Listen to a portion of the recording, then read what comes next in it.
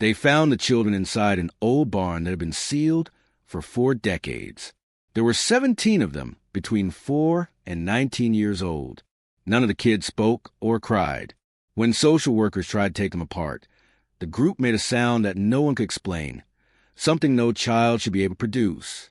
The local sheriff who answered the call quit 3 days later and never talked about the case again. The state sealed the files in 1973, but one of the children eventually reached adulthood. In 2016, she shared her story, and what she revealed about her family and their bloodline changed everything people believed about the Hollow Ridge clan. Before we continue, viewers were reminded to like the video, subscribe, and comment with where and when they were watching to help YouTube recommend more stories. Hollow Ridge no longer appears on most maps. It sits in the southern Appalachian backwoods, tucked between Kentucky and Virginia, in a place where the hills feel closed off and private. Families there rarely moved away. Names stayed the same through generations. Outsiders were not welcomed, and questions usually went unanswered. For over 2 centuries, one family lived there. They called themselves the Dalhart clan, though older records showed different spellings. The exact spelling didn't matter. What mattered was that the family stayed on the same land for generation after generation. They didn't marry outside the ridge. They didn't attend the town churches, and their children didn't go to school. People knew of them, but never really understood them. By the 1960s, most locals believed the Dalhart family had died out. Their main house had been empty for years. The fields had grown wild, and no one had seen light or smoke on the property since the end of World War II. Those who still remember the family spoke carefully, as if even saying the name carried weight. Then, in June 1968, 2 hunters followed a wounded deer onto the old Dalhart land. They didn't find the deer. They found the barn. Inside were 17 children living in conditions that stunned everyone. There was no running water, no electricity, and no beds. They slept on decayed hay and wore clothing made from burlap and animal skins. Their hair was long and tangled, their skin extremely pale, almost see-through, as if they had lived without sunlight. When the hunters came close, the children didn't run or react. They stood still, watching with unblinking eyes that seemed different from normal eyes. Authorities arrived quickly. By night, police, social workers, and a medical team surrounded the property. The events of the next 72 hours were documented, but those reports were sealed. Only fragments and second-hand accounts survived, and they all suggested the same unsettling idea. The Dalhart children differ from other children in behavior, biology, and in something deeper that no one understood. The lead social worker was Margaret Dunn. She had 16 years of experience handling difficult cases and believed she had seen everything. But the moment she reached the Dalhart barn on June 18, 1968, she sensed something was wrong. She wrote that the air felt unusually heavy, as if it slowed every step. The silence bothered her too. She noticed no birds, no insects, no wind, only the children standing in a half-circle, alert but distant. The youngest looked about 4. The oldest appeared around 19, though doctors later suspected he could have been older. None of them gave names. None spoke for the first 2 days. When medical staff tried to examine them, the children resisted by going completely limp. Their bodies became so heavy that 3 adults were needed to lift just 1 child. Their skin felt cold despite the summer heat, and their eyes looked almost black and didn't react to light. When Dunn attempted to separate the youngest girl from the group for a private interview, everything escalated. The children started producing a deep, constant tone that shook the barn. It felt more like pressure than sound. The sheriff said it felt as if his head was being squeezed. The little girl collapsed the moment she was taken from the group, as if her body stopped working. But when she was returned, she stood normally and rejoined the others. The sound stopped. No one tried separating them again. Authorities struggled with what to do next. They needed to remove the children from the property, but no facility was prepared to handle such an unusual group. They arranged temporary housing in a church basement 30 miles away. The children were transported together on one bus. They sat silently the entire ride, hands in their laps, staring forward. When they arrived, they walked in a unified group and formed the same half, circle they had made in the barn. That night, the church caretaker heard them singing in a language he didn't recognize. By morning, 3 staff members quit without giving a reason. A psychiatrist named Dr. William Ashford was brought in. He was known for working with severely isolated children and difficult trauma cases. He approached this case as he had all others, calmly and professionally. After 3 days, he submitted a report with one handwritten note at the bottom.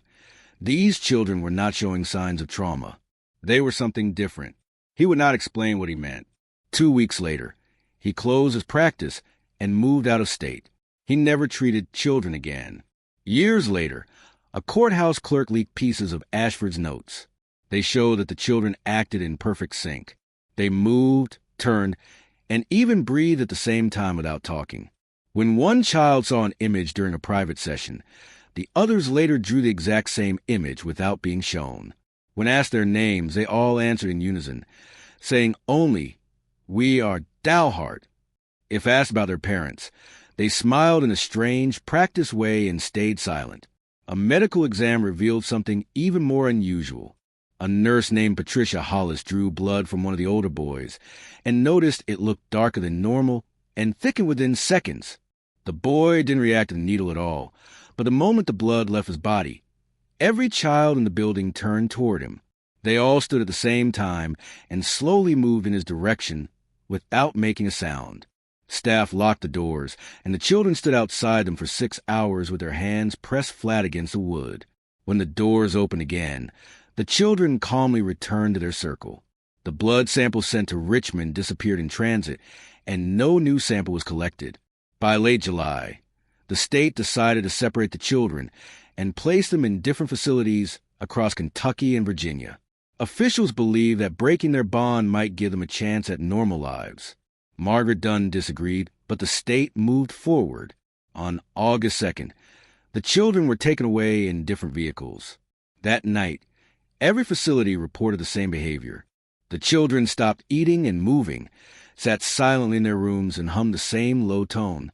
3 days later, 2 children died without any clear cause. 4 more passed away by the end of the week. The state reversed its decision and reunited the survivors. Once brought back together, the deaths stopped, with no idea how to care for children who weakened when separated and stabilized only when kept together. The state quietly moved them to a private facility in the Blue Ridge Mountains called Riverside Manor. It had once been a tuberculosis sanatorium, later abandoned, then reopened under a state contract for cases meant to stay out of sight. The Dalhart children lived in one isolated wing with no other patients. Records listed the place as a group home for minors with serious developmental delays, but in reality, it served as a place for cases the state didn't know how to manage. The children stayed there for 7 years. They aged, but inconsistently. Some years they grew, other years they did not. Their physical development didn't match their apparent ages. The oldest boy still looked 19 years old in 1975. The youngest girl, who should have been 11, still looked about 7. Blood tests didn't make sense, and early genetic testing showed patterns that didn't match any known human markers. One geneticist said parts of their DNA looked like ancient traits that should have disappeared long ago. He was told not to publish his notes. Staff members reported strange events. Lights flickered only in the children's wing. Temperatures dropped suddenly in their rooms. Small objects shifted positions without explanation. The children still didn't speak to adults, but staff often felt watched.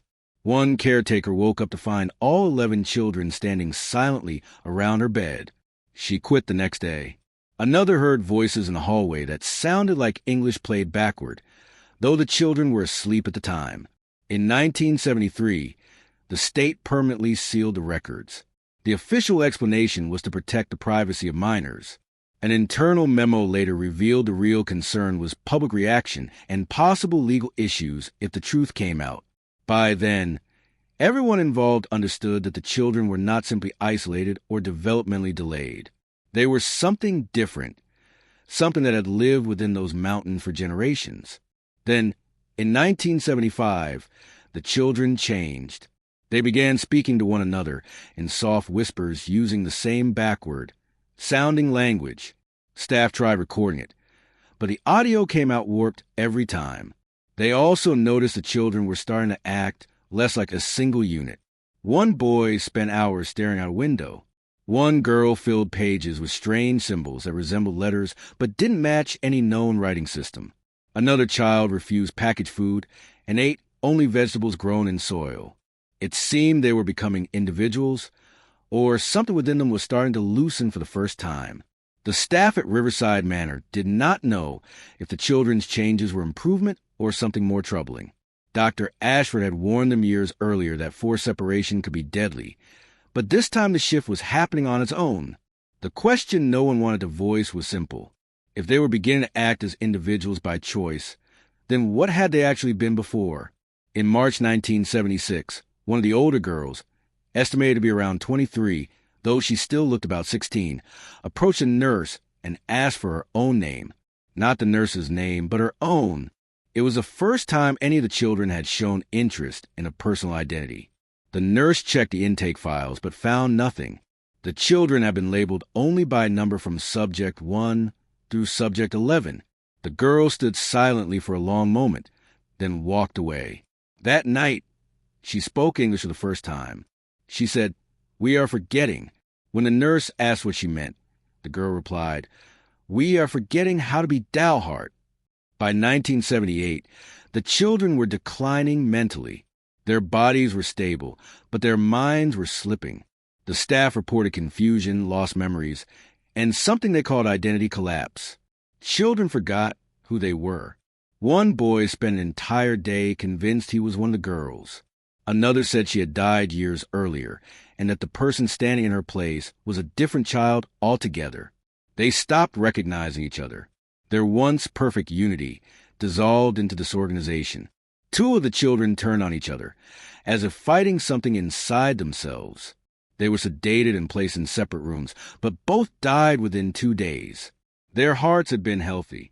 It was as if they could no longer exist apart from what they once were. By 1980, only 4 children were still alive. Riverside Manor closed, and the survivors were moved to a group home in Virginia. Staff gave them new names: Sarah, Thomas, Rebecca, and Michael. The program meant to help them had just never succeeded. Thomas vanished into the woods. Rebecca stopped speaking and died in 1983. Michael lived quietly until 1991, when he stepped into traffic and was killed. Sarah was the last. She lived a quiet, isolated life, working simple jobs and avoiding attention. In 2016, journalist Eric Holloway found her while researching forgotten communities. After months of letters, she met with him and explained the truth. The Dalhart children were not born in the usual way. They were created through a ritual and shared one mind. Separation broke that connection and led to their decline. Sarah said she was a final continuation of the lineage. She died in 2018, and some believe the line ended with her. Others were not so sure.